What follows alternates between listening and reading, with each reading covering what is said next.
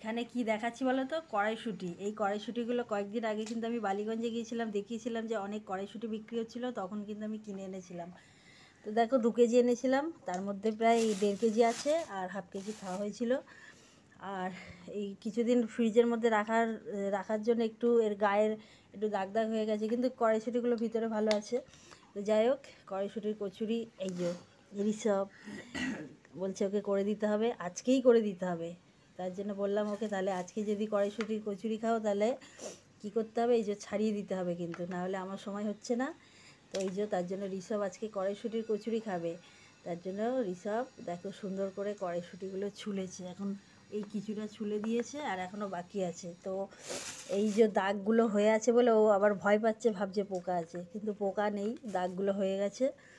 তো বলছে ও ওই ভালোগুলো বেছে বেছে ছুলে রাখছে, আর বাকিগুলো দেখি পরে আমি সময় করে ছুলে নেব।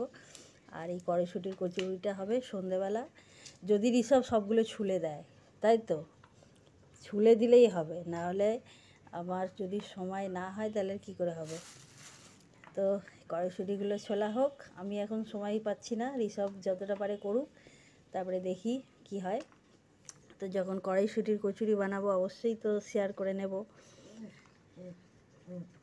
আর এবছর কড়াইশুঁটির কচুরি খাওয়াই হয়নি, এই যে এবারে প্রথম হবে। তো যাই হোক, ছুলে নিই আগে, তারপরে যখন বানাবো তখন তো দেখাবো। তাড়াতাড়ি চল। কড়াইশুঁটিগুলো দেখা ছুলে নিয়েছি ঋষভ আর আমি। আর এই যে ময়দাটা নিয়ে নিয়েছি, ময়দাটা এখন ময়ন দিয়ে ভালো করে মেখে নেব। আর আমি কড়াইশুঁটির কচুরিটা করব, কড়াইশুঁটিটাকে সিদ্ধ করে নেব, বাটবো না আমি।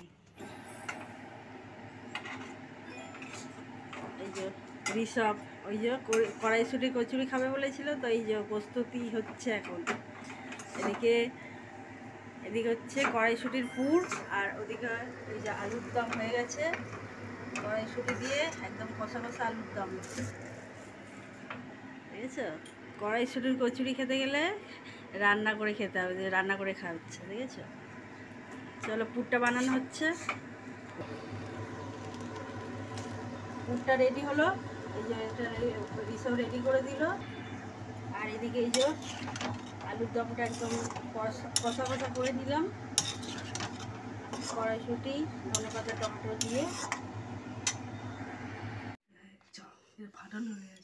এই যে ঋষভ বানাচ্ছে দেখো, এইগুলোর মধ্যে পুর ভরেছে,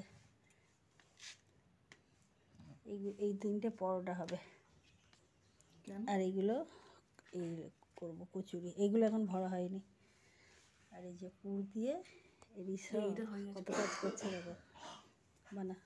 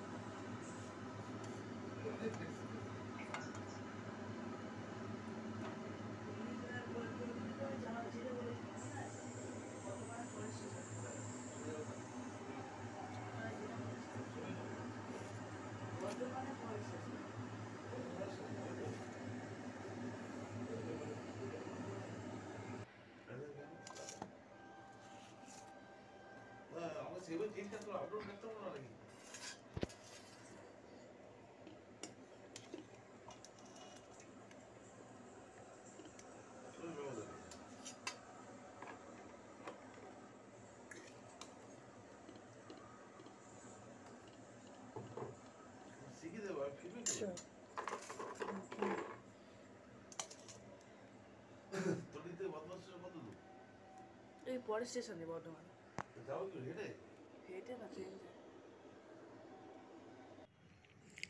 দেখো গরম গরম কড়াইশুঁটির কচুরি।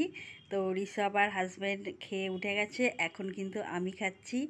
তো আর ওই যে পরোটা করব বলেছিলাম, পরোটা আর এই কড়াইশুঁটির কচুরিগুলো কিন্তু খুব মোটা মোটাই হয়, কারণ পুর দিয়ে খুব মোটা মোটাই বানাতে হয়। আর ঘরে বানালে তো আমরা আমাদের ইচ্ছা মতো পুর দিয়ে আমরা যেমন তেমন করে বানাতে পারি, আর দোকানে কিন্তু কিনতে গেলে খুব ছোট্ট ছোট হয়, পাতলা হয়। চলো, দারুণ লাগলো কড়াইশুঁটির কচুরি। তো চলো, টাটা।